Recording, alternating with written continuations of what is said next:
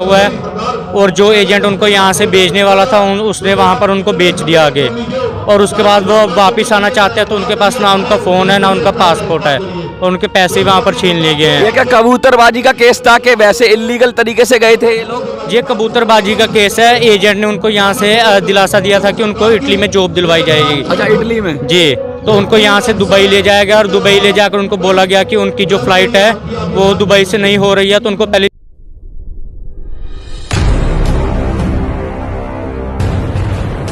Africa महाद्वीप और Africa महाद्वीप के मेडिटेरियन सी के पास में इजिप्ट के बगल में एक देश है लीबिया।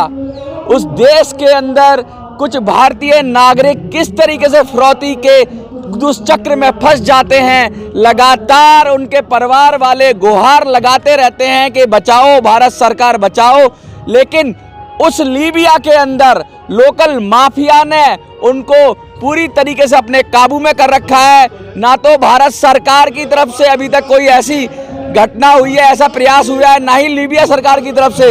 ये कौन लोग थे? ये वो लोग थे जो भारत के नागरिक थे। और मैं बता दूं, इसमें पहले भी 17 इंडियंस की बात हो रही थी, 17 लोगों की बात हो रही थी, लेकिन रिसेंटली 5 नागरिक भारत के जो लीबिया के अंदर बंधक बना लिए गए हैं। पहले तो हमने सुना था कि रेड सी में ऐसा होता है, रेड सी के अंदर पायरेट्स होते हैं, हमने सुना था। लेकिन अब ये लीबिया के अंदर क्या सिस्टम हो गया है कि जो भी भारत का नागरिक जा रहा है उसको वहाँ पर किडनैप करके उससे फिरौती वसूली जा रही है।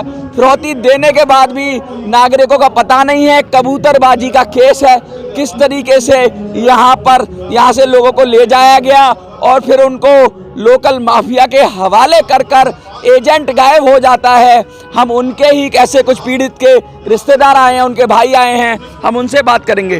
क्या नाम है सर आपका? हरपाल सिंह।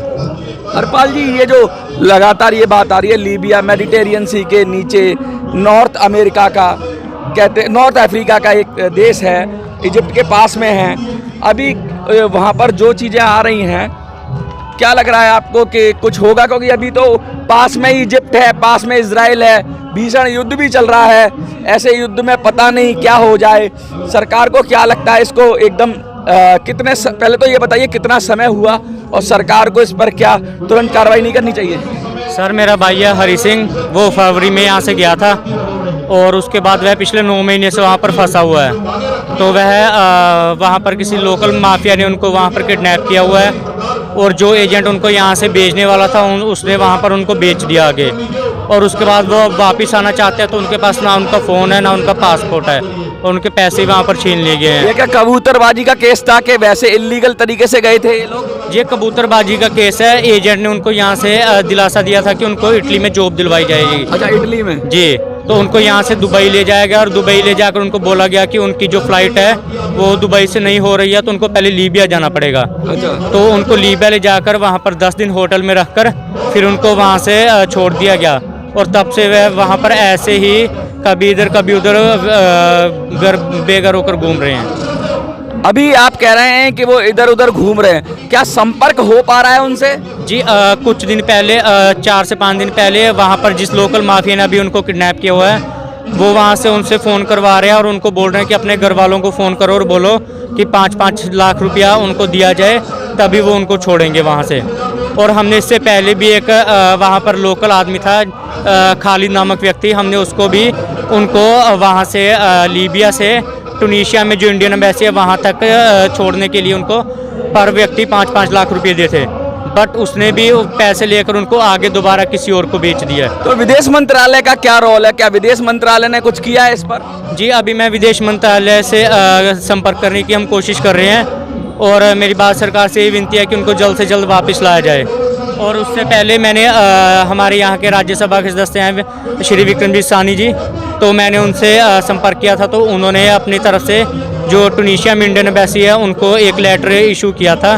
तो अभी तक इंडियन एम्बेसी से हमें कोई अपडेट या कोई सूचना नहीं मिली है कि अभी वहाँ पर क्या कार्रवाई चल रही है या वह हमारे जो लड़के हैं वो उन्हें मिले या नहीं मिले। क्या लीबिया की इंडियन एम्बेसी कामयाब नहीं है? जो आप ट्यूनीशिया की बात कर रहे हैं? जी, ऐसा है कि लीबिया में जो हमारी इंडियन एम्बेसी है वो वहाँ पर अभी नहीं है, क्योंकि लीबिया के जो हालात हैं वो स्थिर नहीं है।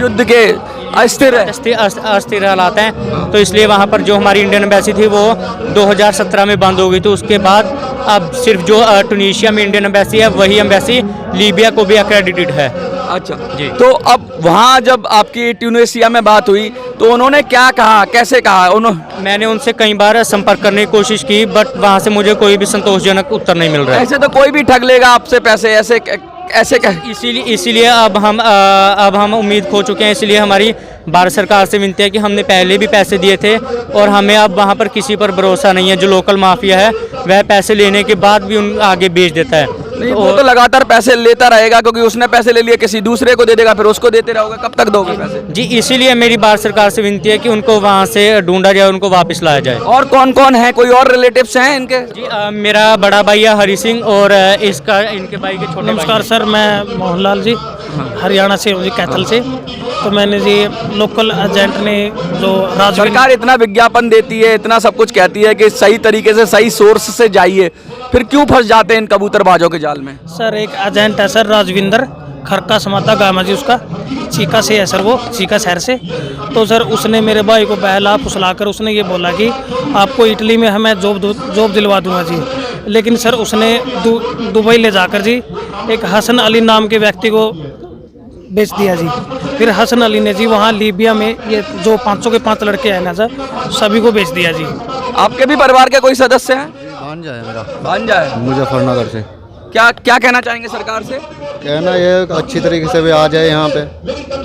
अब तो वहाँ पे जो है फंसे हुए आपने हैं। भी एक फोटो ले रखा है, कौन है ये? भैया है सर मेरे। भाई हैं? हाँ जी।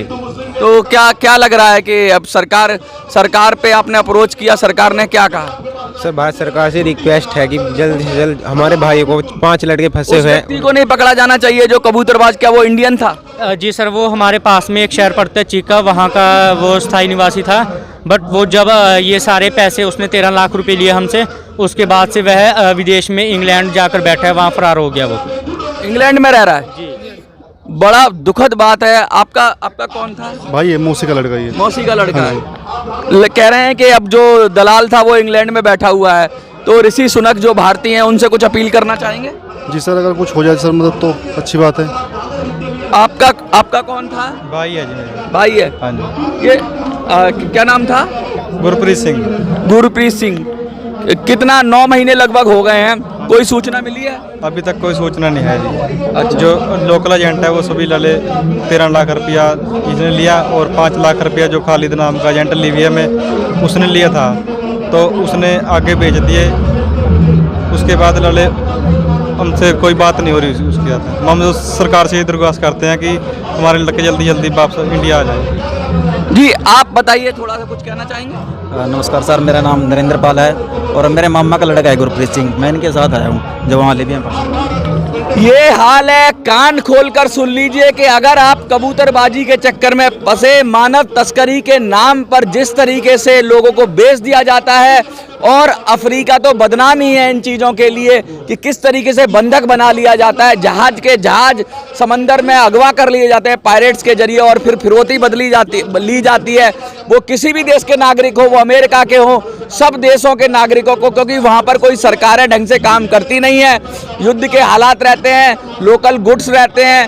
तो आप भी कभी भी कहीं भी अगर जाएं तो सही तरीके से, कानूनी तरीके से ही जाएं, क्योंकि इनको थोड़ी दिक्कत इसलिए आ रही है कि वो इस तरीके से चले गए हैं कि वो अलग तरीके के सिस्टम से चले गए, कबूतरबाजी के चक्कर में चले गए, जिस वजह से शायद सरकार इनको सपोर्ट नहीं करे। लेकिन क्योंकि भारत का नागरिक है। एक और बात बताना चाहता हूँ, वो उनको यहाँ से यही वादा किया गया था कि उनको लीगल तरीके से ही इटली में ले जाया जाएगा। मेरे भाई जो है वो वेटनरियन थे सर, प्राइवेट क्लिनिक था उनका, वो यहाँ पर पशु चिकित्सक थे, तो उनको ये आश्वासन दिया गया। पूर्व सैनिक कह रहे हैं, वेटरन थे, वेटनरियन, प्राइवेट वेटनरियन, पशु चिकित्सक जी। तो उनको यह आश्वासन दिया गया कि उनको लीगल तरीके से इटली ले जाया जाएगा और वहाँ पर उनको डेयरी फार्मिंग में उनको वहाँ पर अच्छी सैलरी, अच्छी फ्यूचर के लिए वहाँ पर जो दिखाएगा। मतलब चीटिंग हुई है सर, बिल्कुल सीधा। कोई केस दर्ज किया है भारत जी? मैं अपना हमारे जो लोकल पुलिस स्टेशन है, मैं वहाँ पर उनकी जो एजेंट के खिलाफ रिपोर्ट लिखवाने गया, तो वहाँ पर जो पुलिस स्टेशन वाले थे, पुलिस वाले थे, उन्होंने हमें ये कहकर वहाँ से भगा दिया कि ये तो रोज़ का काम है, तुम्हारा लड़का 1-2 महीने में वापस आ जाएगा। तो उन्होंने मेरी रिपोर्ट लिखने से भी मना कर दिया। ये हाल है देश में, कानून जाए तो जाए कहाँ। इंसान अपने साथ अन्याय हो गया, अब क्या राम भरोसे भारत के नागरिक रहेंगे? अगर भारत का नागरिक है, इजराइल अपने एक नागरिक के लिए पूरी जान लड़ा देता है। हजारों लोगों को छोड़ा उसने, एक नागरिक को। जब इससे पहले एक नागरिक हमास ने कब्जा किया था तो हजारों लोगों को छोड़ा। अमेरिका अपने एक नागरिक के लिए जान लगा देता है, लेकिन हमारे 5-5 नागरिक अगर किसी जगह पे कैद हैं तो हमारी सरकारें क्या कर रही हैं? सरकारी स्तर पर क्या प्रयास हो रहा है?